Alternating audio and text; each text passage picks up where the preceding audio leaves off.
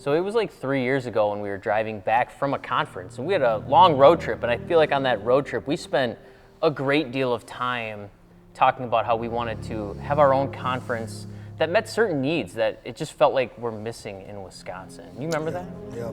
Yeah. We're conference attenders, I think. Yeah. I think there's a group of us in the Reformed world that we travel the conference circuit like roadies, and we like them. I do. I like conferences. There's no shame in that. I think they're good. They have their place, right? But it seems like there was a longing in both of our hearts to see something like the ones that we attend, local for us. There's really nothing here in, I would say, not just southern Wisconsin, but this greater tri-state area that produces a faithful conference that we can attend locally. So I think this has been something we've wanted to do for at least 3 years. I just didn't think the day would come. Yeah.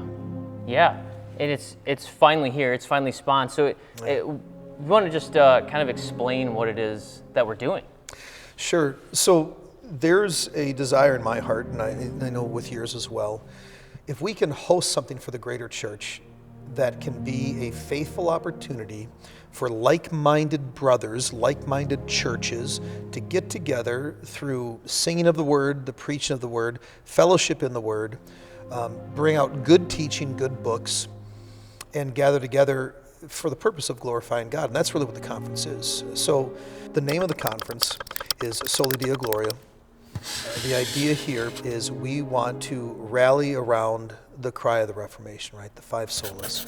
Salvation by grace alone, through faith alone, in Christ alone, according to Scripture alone, and for the glory of God alone. It's these 5 statements that spurred the Great Reformation, and it seems like it's the best thing I can think of for us to rally around. Not a conference that has a particular systematic theological slant where we exclude a large breadth of the church that might have secondary doctrinal differences, but rather let's go back to what did we once rally around? What was the heart cry of that era? It was getting back to these 5 beautiful statements. So the conference is focused on the glory of God alone. That's the name of the conference. That'll never change. Each year, Lord willing, if we can get more than 1 year, we would hope to look at a different aspect of something. The theme of this year is going to be for the glory of God. If we're going to try to plant a flag for this and invite people to come in, what better thing to introduce them to than to show people who maybe never encountered what the glory of God is? Here's how beautiful it is. Come to this conference and listen to people speak about a concept that maybe you haven't heard preached before. Listen to men speak in workshops about something you've never thought about and how God's glory relates to every facet of your life. So that's kind of what we're doing, is we're starting a conference aimed not at the seminary grad, though I think they could feel comfortable. Not a conference aimed at the pastor, though I think the pastor would be much benefited. But a conference for the average lay Christian, reaching out to the person who is probably either underexposed to faithful, sound, good Reformed teaching, and giving them a chance to be able to be exposed to the larger Christian faithful world that's out there. I hope to draw those people in.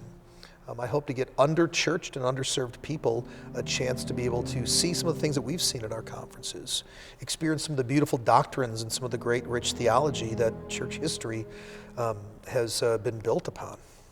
Well, I think that's one of the things that I'm most excited about too, is as you said, we've been to a lot of these conferences, and sometimes they're geared towards theologians or the pastor, but there's almost like this middle group where it's missing, where it's like, hey, let's just get regular people together and talk about God and worship God. Not like the most famous pastor is going to come, and not that there's not, like you said, a time for those pastors to come in, but just ordinary people worshiping a great God. And that's what I'm most excited about. That's kind of what's going to happen. So what I'd like to see is I want to show the church through this conference that the local pastor of a church of 50, the local pastor in a small town with a church of 20, has a voice that God can use for the church. So we're intentionally choosing small church pastors, faithful men, men that have not been published, men that are not well-known speakers. The draw won't be your speaker list.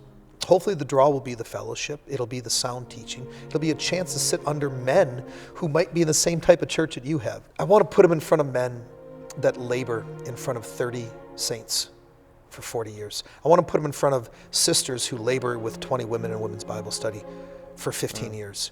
Yeah. I want to celebrate the voice of the local church pastors, and I want to bring regular church people in, people that don't have the opportunity to get a degree at Southern or some of these other places, just regular Christians, and expose them to some of the beauty and help them celebrate the local church and faithful pastors.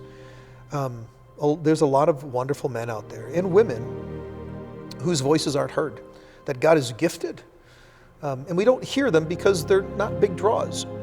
So I think that's going to be, Lord willing, what's going to distinguish this conference from some of the other ones. Doesn't make it better by any means. Doesn't mean that having the other one is wrong. I think it's a need, Yes. and I'm really excited to be able to meet that need Yeah. and see what God does with it. Absolutely. I can't wait. Yeah.